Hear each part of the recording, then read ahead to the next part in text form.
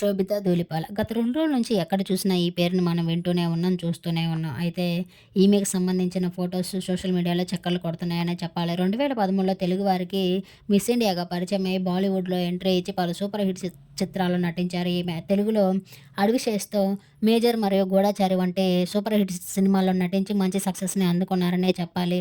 అయితే ఆ తర్వాత చైతన్య గారితో లవ్‌లో ఉండి కొన్ని రోజులు వీళ్ళు రిలేషన్‌షిప్‌లో ఉన్నారు గత 3 ఏళ్ల నుంచి.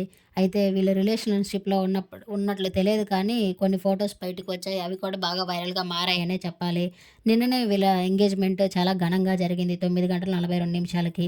ఆ విషయాన్ని స్వయంగా నాగార్జున గారే సోషల్ మీడియా వేదికగా పోస్ట్ చేశారు. ఆమెని వారి ఇంట్లోకి ఆహ్వానిస్తున్నట్లు.